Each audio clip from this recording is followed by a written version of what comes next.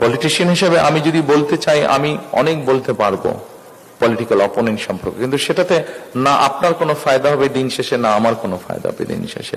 আমি হয়তো কিছু হাততালি পাবো, তারপর আমি চলে যাবো, আপনারা যে যার ঘরে চলে যাবেন, কিন্তু সেটা একবার শূন্যতায় ভরা। আই হ্যাভ এ প্ল্যানের যে অংশগুলো আপনাদের সাথে আমি শেয়ার করেছি, আপনারা যদি মনে করেন যে এই কাজগুলো করলে আমরা কিছুটা হলেও ডিফারেন্স তৈরি করতে পারবো, আপনাদের কাছে মনে হয়েছে যে আই হ্যাভ এ প্ল্যানের যেই পরিকল্পনাগুলো আপনাদের সামনে তুলে ধরেছি সেগুলা আপনার সন্তান, আপনার পরিবার, আপনার প্রতিবেশী, আপনার দেশের মানুষ, সামগ্রিকভাবে আমাদের সকলের জন্য কিছুটা হলেও বেটার হবে। আপনি বুক ভরে শ্বাস নিতে পারবেন, আপনি নিশ্চিন্তে পানি পান করতে পারবেন, আপনি নিশ্চিন্তে রোডে হয়তো ট্রাফিক জ্যাম হবেই কিন্তু কম হবে, এরকম পরিস্থিতি তৈরি হবে। আপনি পত্রিকা খুললেই বেকার সমস্যার সমাধানের কমে আসছে এরকম কিছু নিউজ পড়তে পারবেন।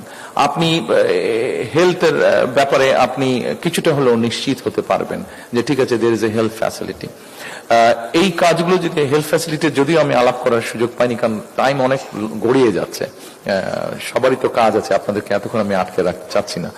তো এই কাজগুলো যদি মনে করেন যে করলে ভালো হবে, তাহলে আমি আপনাদের সহযোগিতা যাচ্ছি। এ কারণেই সহযোগিতা যাচ্ছি যে as because I have a plan, we have a plan, এবং যখন উই হ্যাভ এ প্ল্যান, আমি কারো উদ্দেশ্যেই বলতে চাচ্ছি না, নর্মাল সাধারণত নির্বাচন আসলে স্বাভাবিক প্রত্যেক দলই তাদের ম্যানিফেস্টো দেয়। ম্যানিফেস্টো তো ম্যানিফেস্টোই, আমি কোন রাজনৈতিক দলকে আঘাত করতে চাইছি না। ম্যানিফেস্টো তো ম্যানিফেস্টো, ম্যানিফেস্টো একটা দিতে হবে, একটা প্রসিডিউর বা একটা ট্রেডিশন বা একটা প্র্যাকটিস দিবেই। কিন্তু আমার ধারণা তথ্য প্রমাণ দিয়ে এখন পর্যন্ত কেউ হাজির করতে পারবে না যে আমার দল বিএনপি ছাড়া আর কোন রাজনৈতিক দল এই মুহূর্তে বাংলাদেশের মানুষের সামনে তাদের পানি সমস্যা, তাদের বেটার এনভায়রনমেন্ট সমস্যা, তাদের হেলথ সমস্যা, তাদের এডুকেশন সমস্যা, তাদের ইয়াং জেনারেশনের জব অপরচুনিটি, এগুলো নিয়ে স্পেসিফিক কোনো পরিকল্পনা দিতে পেরেছে বলে আমার জানা নেই। যেহেতু আমি প্রথমেই বলেছি যে বললে অপোনেন্ট সম্পর্কে অনেক কথা বলতে চাই, কিন্তু সেই কথা বলে কিন্তু আমাদের সমস্যার সমাধান হবে না। পলিটিশিয়ান হিসেবে আমি যদি বলতে চাই, আমি অনেক বলতে পারবো পলিটিক্যাল অপোনেন্ট সম্পর্কে, কিন্তু সেটাতে না আপনার কোনো ফায়দা হবে দিন শেষে, না আমার কোনো ফায়দা হবে দিন শেষে। আমি হয়তো কিছু হাততালি পাবো, তারপর আমি চলে যাবো, আপনারা যে যার ঘরে চলে যাবেন, কিন্তু সেটা একবার শূন্যতায় ভরা। কিন্তু আমার বিশ্বাস, আমি আপনাদের সামনে এতক্ষণ আমার যেই পরিকল্পনার কথাগুলো তুলে ধরেছি, নিশ্চয়ই আমি আপনাদের মধ্যে কিছু হলেও আশা জাগাতে পেরেছি, কারণ there is a plan,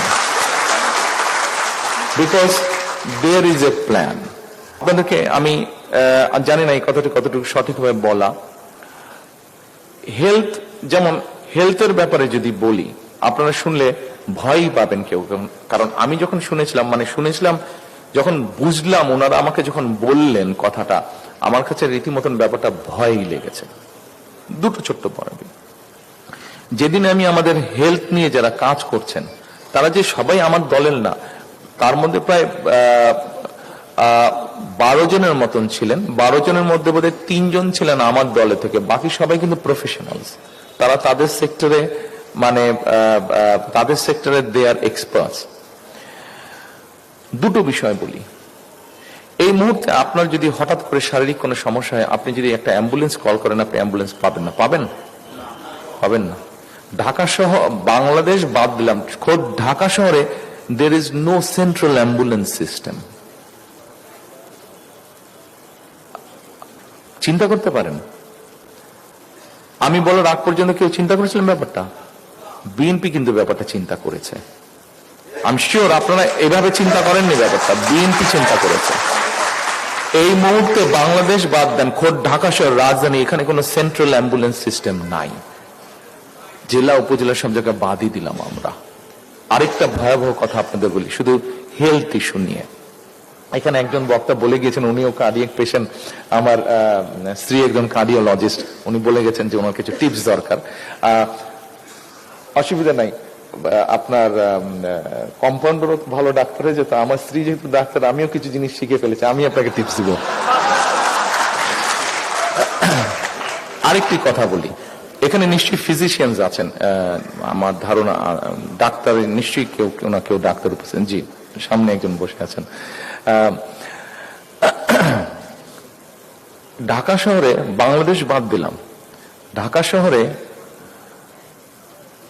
যতগুলো হাসপাতাল আছে, এই হাসপাতালে রোগীরা যারা যাচ্ছেন, ধরেন তাদের যেই ব্যান্ডেজ ব্যবহার করা হচ্ছে, যেই সিরিঞ্জ ব্যবহার করা হচ্ছে, অর্থাৎ মেডিকেল ওয়েস্ট যেটাকে বলে, এই ওয়েস্টটা ডিসপোজ করার মতন কোন প্রপার ব্যবস্থা আজ পর্যন্ত গড়ে ওঠেনি বাংলাদেশে।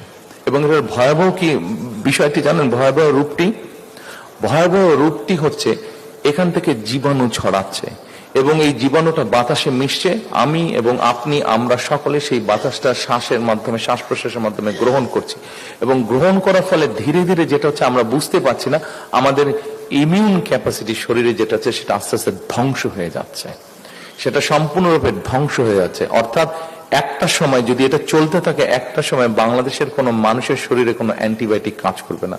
আমার ডাক্তার, আমি ঠিকই বলেছি বোধহয় না, খুব বেশি ভুল বলিনি বোধহয়, আমার ওয়াইফের কাছে একটু সার্টিফিকেট নিয়ে নিলাম, কাজ করবে না। ব্যাপারটা আপনি চিন্তা করে দেখুন, ব্যাপারটা কত ভয়াবহ পরিস্থিতির দিকে আমরা আস্তে আস্তে এগোচ্ছি। আমরা আরেকটি কথা বলে আমি শেষ করব। আমরা এই সমস্যার মধ্যে পত্রিকায় নিউজ পড়েছি এবং আপনারা তো ভুক্তভোগী ছিলেন। 17 বছর আমাকে ভুগতে হয়নি, বাট আপনারা ভুক্তভোগী ছিলেন এই 17 বছর। সেটা হচ্ছে বিদ্যুৎ সমস্যা। আমি মেডিকেল ওয়েস্টের কথা আপনাদেরকে বলেছি একটু আগে, মেডিকেল গার্বেজ বা ওয়েস্টের কথা বলেছি, কি ডেঞ্জারাস অবস্থার মধ্যে আছে। আমরা ঢাকা শহরে যদি বের হই, বাংলাদেশ বাদ দিলাম, ঢাকা শহরে যদি বের হই, আপনি চারিদিকে যদি তাকান, প্রতিদিন ঢাকা শহরে 7,000 টন ময়লা আবর্জনা তৈরি হচ্ছে, 7,000 টন।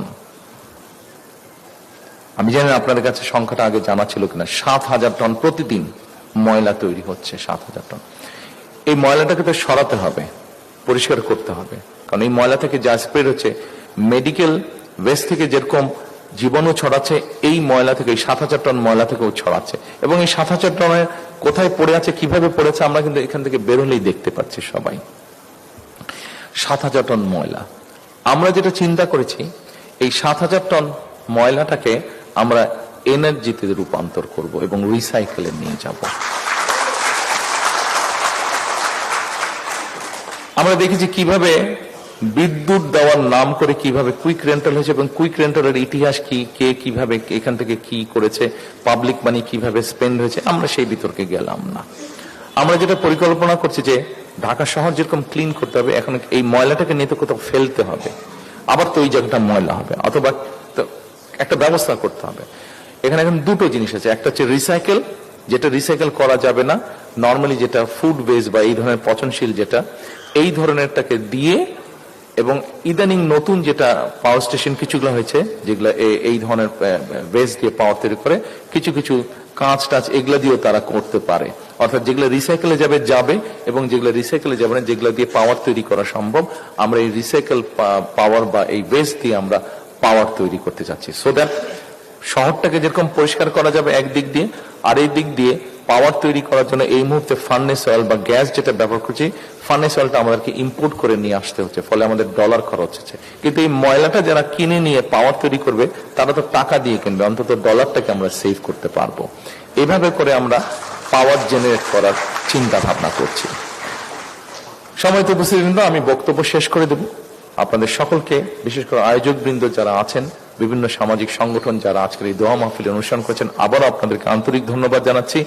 এই দোয়া মাহফিল অনুষ্ঠানের জন্য, দোয়া করার জন্য আমি মুফতি সাহেবকে আন্তরিক ধন্যবাদ জানাবো।